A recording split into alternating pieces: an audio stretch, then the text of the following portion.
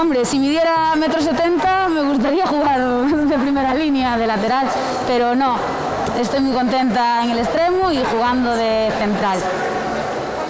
¿Y a qué aspiras llegar en este deporte?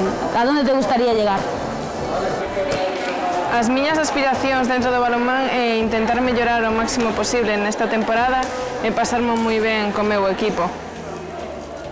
A miña pregunta é, despois de deixar o balonmán, gustaríache seguir ligado como entrenador ou árbitro?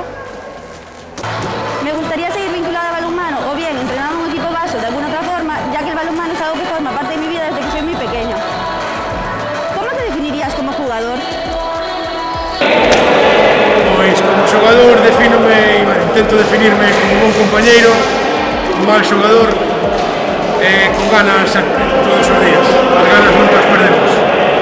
A miña pregunta para un árbitro sería cal foi a decisión máis complicada que tiveche que tomar? La decisión más complicada que tomé fue dejar de arbitrar en Primera Nacional porque, bueno, tuve un bebé y prefería pasar más tiempo con él que dedicarme a arbitrar más arriba. La pregunta, ¿qué categoría prefieres entrenar y por qué?